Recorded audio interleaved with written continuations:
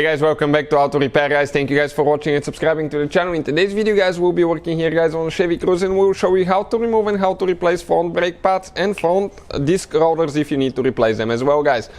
It's recommended every time you put new brake pads, either put new rotors or have your old disc rotors resurfaced guys. That way the new pads will see it really good and you have excellent stopping power. Quick introduction guys, we'll have more than 200 videos on Chevy Cruze and more than 200 videos on every car we get at the shop. Why guys? Because our mission here at the shop is to save you as much money as we can. So please guys, subscribe to the channel and like the video guys. Let us know if you need help with anything. Now, if you guys want to save even more money, check out guys the link in the description of the video below where we get all our parts from. You can find your parts for a really good price, fast shipping as well. So let's go ahead, start on it and show you what needs to be done from start to finish guys. We will cover everything for the front brake job on this Chevy Cruze now. So whether you're working on the right side or the front right or front left, procedure is practically the same guys. So what we need to do, we need to remove, if you have wheel hubs, okay, covers, wheel covers, go ahead, remove them. You get those plastic nuts loose, remove it. If you have aluminum wheels, you just skip to that step. Right now we're going to get the lug nuts loose. Okay, we'll have to go ahead and pull the emergency brake guys. Have the car in park, if it's automatic, manual, okay, put it in first or reverse. Usually consult your manual how to do that, but you can use guys tire chokes. They're devices that you put behind the rear tire so the car doesn't roll anywhere on you. So we're going to get those loose. Okay, while we're doing that actually, okay, let me show you what a tire choke means. And okay, we have another right here. That's it. That's guys the device I'm talking about. You just put it behind your tires. Okay, and what's going to happen? You should put two of those, one on the front, one on the rear side of the tire, and when you place them, the car cannot roll on you.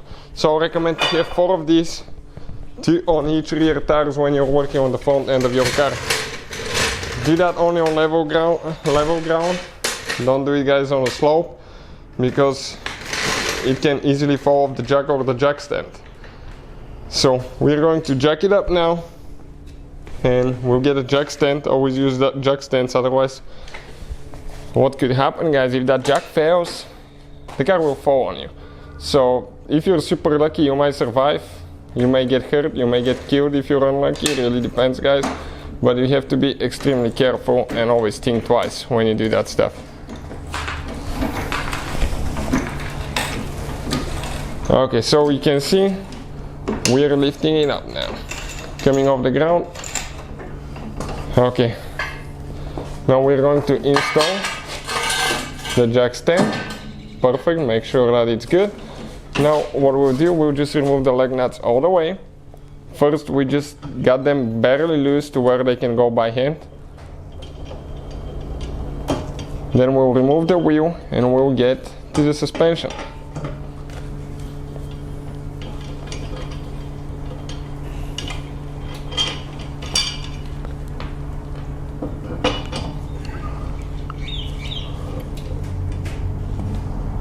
Okay, we're almost there.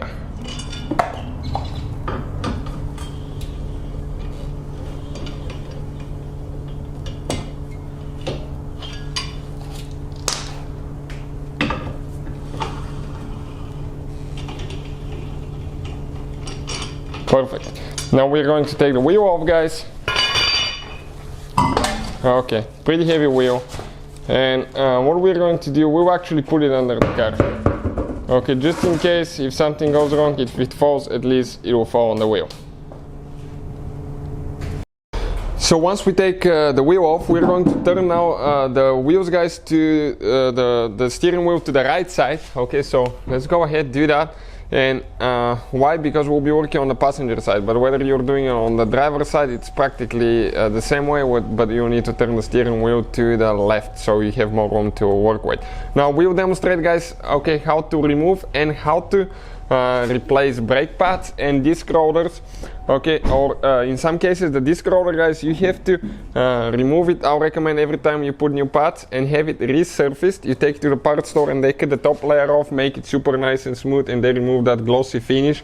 Okay, so the new pads will be seated perfectly fine. Okay, and you have great stopping power. Now, what we'll be using, guys, okay, let me show you here.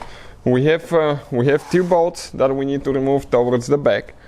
Okay, and these bolts now, let me show you. Okay, those are with 10 millimeter socket, guys.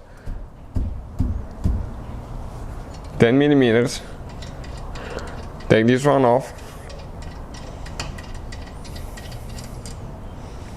Perfect. And one there on top. Now we need to get something heavy duty, guys, like a zip tie or bungee cord, something. We need to tie that caliper to the strut when we remove it, because otherwise if you let it hang, guys, on your brake line, you're going to damage it, and that could be, guys, catastrophic. You can lose your brakes, and that's very dangerous, guys. So now let's see if we can, okay, pry just a little bit with the screwdriver to get the caliper out. Okay, perfect. We moved it a little bit, it got out. Now we're going to get a heavy duty zip tie and we're going to tie it to the strut, to the shock. That way it's not going to fall, guys. Okay, so through the loop, through the hole for the bolt, and now let's just tie it to the strut right there. Okay.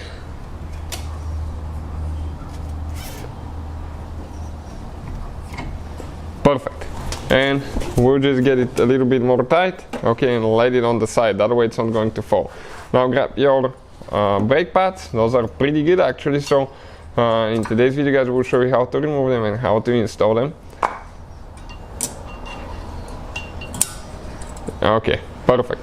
Now if you want to remove now the brake rotor, guys, the disc rotor, we'll show you how to do that. But first we need to, guys, if you buy the new pads, I'll recommend to get them with the new metal shims, or you can remove those, guys, okay, and clean them if they don't come with one. But it's recommended to get new ones every time. We'll show you how to clean them with brake cleaner. Now for the rotor, guys, okay, it's a little bit more complicated. What we need to do, we have one bolt here and one there that we need to remove, guys, and those are, okay, 18 millimeter socket. Those will be super tight bolts, I guarantee you that, guys. So let's go ahead, get those loose now. Okay, I'll just move out of the way a little bit so I don't get hit with the two. Okay,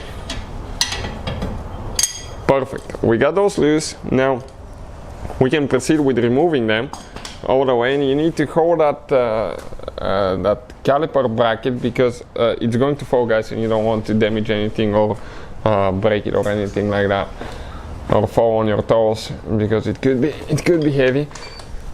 So we'll get a little impact, see if we can remove them a little bit quicker that way.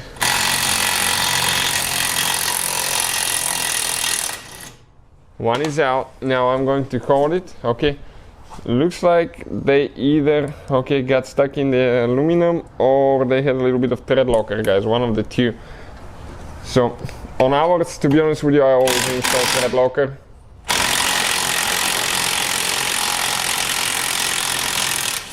Perfect, because we don't want those bolts to get loose and lose your brakes, right? So caliper bracket is out now. You can see, just like that. What else we need to do here? Now we need to, guys, get the rotor out. And how we do that, right here now we have a Torx screw that we need to remove, and this one looks like it's a Torx 30. Okay, Torx 30, start looking big. Now I'll recommend to get a hammer, guys, and just hit it a couple times, okay, to break it loose, because if you have rust, it may not come out. So by tapping it a few times, okay, that's good, it should come off, guys.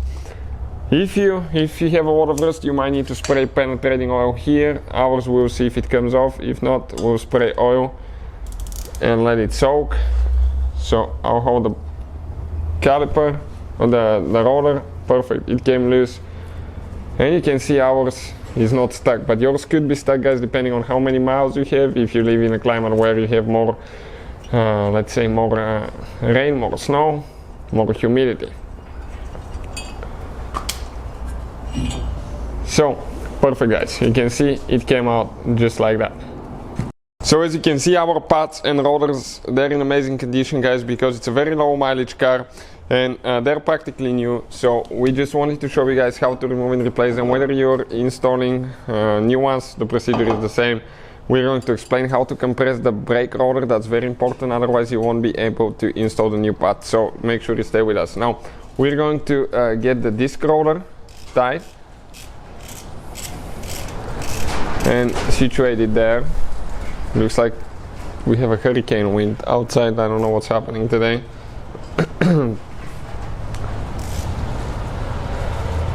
Okay, perfect, that's it. Now guys, next what we need to do, we need to get, guys, the bracket for the brakes. Okay, but before we do that, okay, let's go ahead, okay, and clean the brake guides. Okay, the brake shims right there, that I told you that it's recommended to replace them every time we get some brake cleaner, guys, and we're going to, okay, we're going to clean them now to where, okay, we can see everything. So we need to get a new brake cleaner. This one ran out, but if you replace them, super simple, you just pop them out, put new ones. That's what's recommended. What we'll do, ours, we'll clean them and we'll re-grease them. We'll use some brake grease, so we're going to explain about that in just a second. So okay, another brake cleaner, the other one we ran out.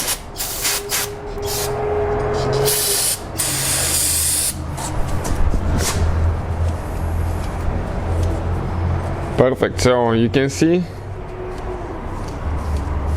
you have to just clean them good, make sure that there is no dust, no rust, okay, or anything like old grease, rocks, sand, anything like that, guys. So the brake pads can move freely back and forth. Perfect. Now let's get the brake pads, clean them as well. Since we'll be putting new ones, you don't have to do that, but we'll go ahead, okay, and clean ours. Always use gloves, guys, when you work with those stuff, and eye protection, because that thing can get easily in your eyes, and that brake cleaner is not good for your skin, guys. Okay, that's dangerous stuff. Don't ask why we're not using, but you always have to use safety equipment, guys. Okay, perfect, this one is ready. So what do we need to do now, guys? Okay, we're going to go ahead and we will install the bracket for the caliper.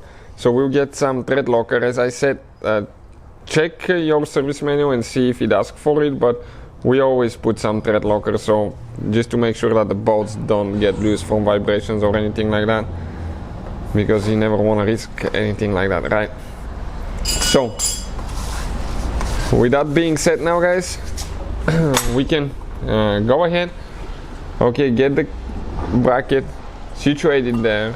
It goes on the inside, perfect. And I'm going to start the bolts on the back side now.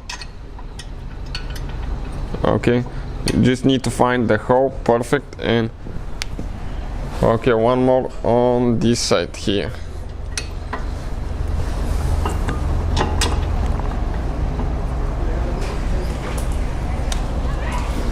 Okay, great. Now what we have to do, get them tied by hand. So we'll just use the little impact, but we'll have the torque spec. Perfect. So we don't have to turn by hand, but we have the torque specs and explain what needs to be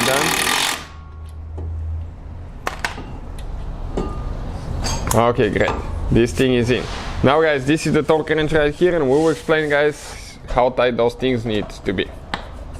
So for our specific model, guys, always consult your service manual for your specific model, because you may have different brakes, different engine, different transmission, so all that could affect it. We have the 2015 1.8, but still, guys, even if you have the same engine and year, still double check with your service manual, because yours could be different. But what I found for ours, it's 100 Newton meters, You can do the conversion in foot-pounds, but I think it was like something like 74.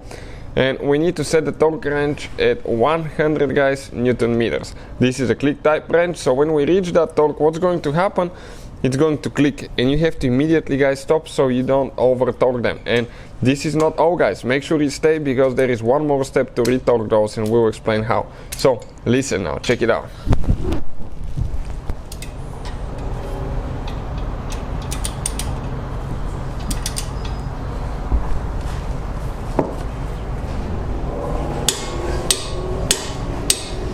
That's it, guys, 100 Newton meters. Now the top one.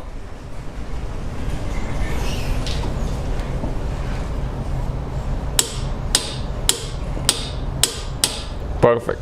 This one as well. So what else, guys, we need to do now? Now we need to get, guys, okay, a breaker bar. Okay, long breaker bar. And we need to, guys, go according to the manual between 60 and 75 degrees on the bolts. Okay. Now, what is 60 degrees? 60 degrees, guys, okay, half a circle is 1/3 of half a circle. If you start here, it will be about right there. Okay, 75 will be between 60 and 90, so it will be almost quarter revolution without a little bit. That's 75 degrees, guys. So, if we start, okay, if we start right here, okay, you need to go to almost to about the fender. So, let me come on this side now. Okay, and let's see now.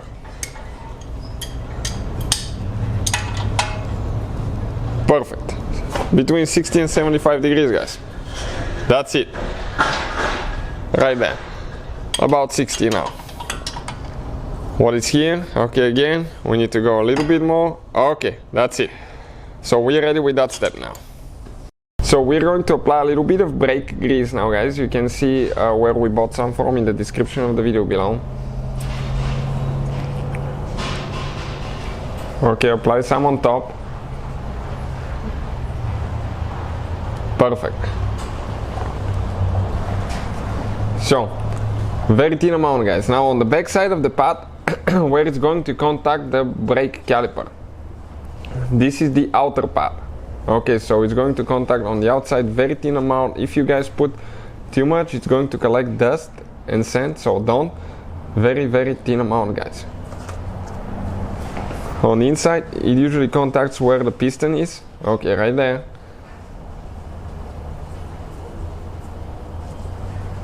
And just very little on the outside, where it slides back and forth. Now, we're going to install them, guys. Let us show you how to do that. We just get the outside, get it where it's supposed to be.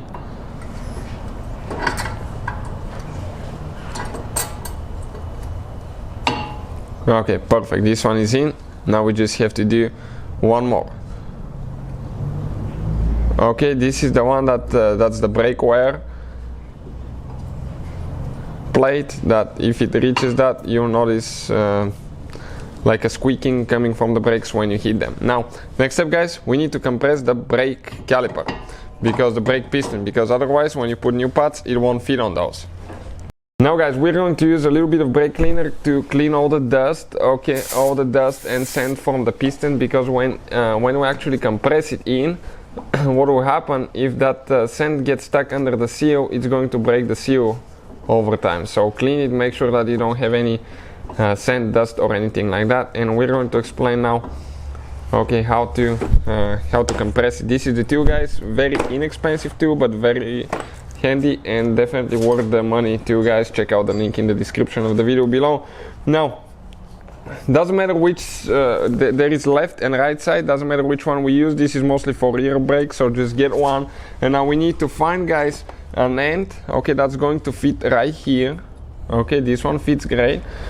We need to get a plate, okay, this plate right here, and we need to, guys, okay, get one, okay, one of those things right here. Okay,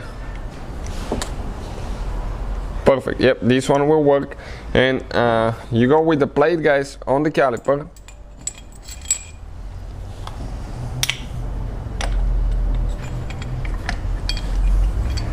and you're going to get it, okay, to spread it until that plate contacts the caliper. So let me go to the right.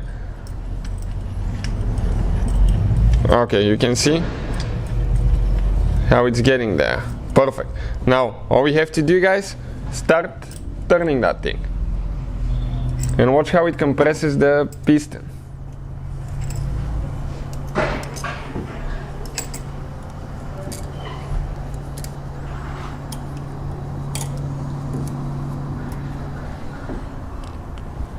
Okay, perfect.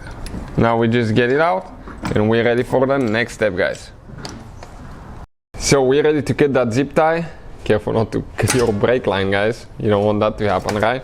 Get it out of the way, and now we're going to place the caliper on top of the brakes. Check out how easy it fits when you have it compressed. We're going to install the bolts. Those do not have thread locker. We're going to just get them tied by hand, and we'll get the torque specs and explain about the torque specs as well and what they need to be set at. Okay, so let's just do them by hand quick here.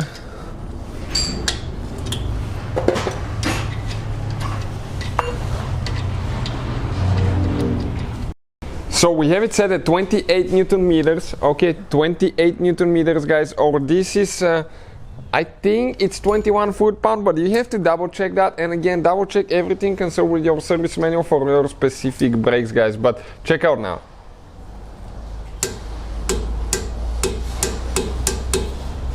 Now on top.